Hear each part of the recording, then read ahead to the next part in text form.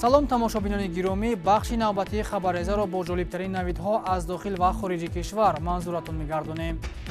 филми кӯтоҳи бадеӣ этюди муассисаи давлатии тоҷикфилм дар фестивали 12-уми байналмилалии филмҳои варзишии Барселона иштирок мекунад. фестивали мазкур аз 14 то 20 феврали соли 2022 дар шаҳри Барселона, Испания баргузор мегардад.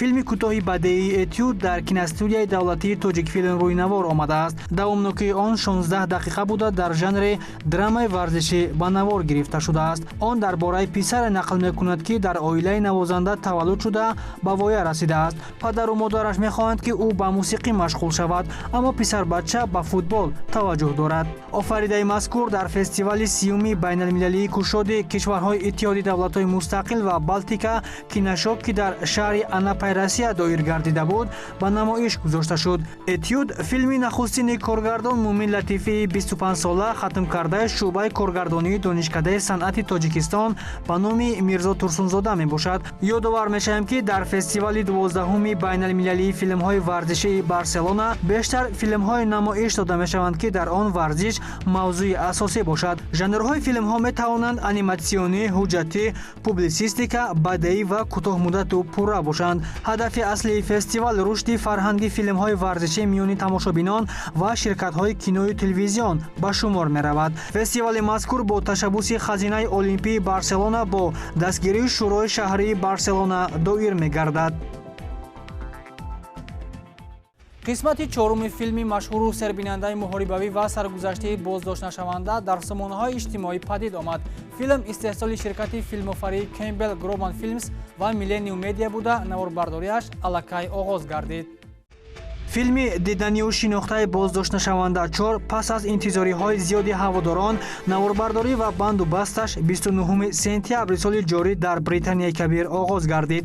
тибқи пешгӯиҳои таҳиягарон идомаи наворбардорӣ дар Булғористон ва Юнон низ идома меёбад. офаридаи мазкур дар таҳияи коргардони амрикоӣ Скотт Во таҳия шуда, сценарияи филмро Спенсер Коэн бо таҳрирҳои Макс Адамс, Ҷон Ҷозеф ва Силвестр Сталлоне навиштаанд. сабаби муваффақу ба бинандаҳо писанд омадани филми мазкур дар он буд, ки гурӯҳи эҷодӣ барои нақшофарии ҳунармандони шинохтаи Ҳолливудро ба филм ҷалб намуданд. гурӯҳи ҳунармандоне, ки дар қисмати чоруми филм ҳунарнамоӣ мекунанд, Меган Фокс, Ҷейсон Стейтем, Силвестр Сталлоне, Долф Лундгрен, Энди Гарсия, Ико Уас, Тони Ҷа ва сарояндаи машҳури амрикоӣ 50 Cent ба шумор мераванд. бояд гуфт, ки ҳар яке сабку услуби нақшофарии худро дошта, миёни ҳаводорони синамо шӯҳрату маҳбубияти хоса касб кардаанд. филми боздоштнашаванда аз 4 қисмат иборат буда, аввалин бор соли 2010 дар таҳияи ҳунарманд ва коргардон Силвестр Сталлоне рӯи пардаи синамо омада буд.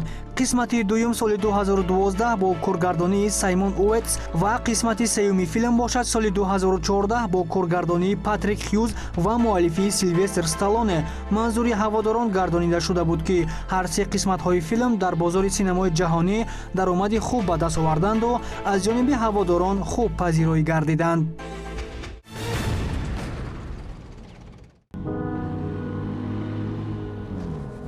филми ҳунарии бозкушоии муштҳо, ки дар таҳияи коргардони рус Кира Коваленко таҳия гардидааст, ба ҷоизаи Оскар пешбарӣ шуд. бозкушоии муштҳо асари дуюми коргардон Кира Коваленко мебошад. филм дар Осетияи Шимолӣ ба забони осетинӣ ба навор гирифта шудааст. тавре коргардон қабл аз намоиши филм, ки 10 июли соли ҷорӣ баргузор шуда буд, гуфт аксари нақшҳоро дар он ҳунарпешаҳои ғайриҳирфаӣ иҷро кардаанд. филми мазкур аз ҳаёти як оила қисса мекунад, ки қаҳрамони асосӣ духтаре бо номи Ада мехоҳад худро аз мушкилиҳои оилавӣ халос кунад. ёдовар мешавем, ки соли ҷорӣ филм дар кинофестивали бо нуфузи ҷаҳон Кан сазовори ҷоизаи нахли тиллоӣ гардида буд.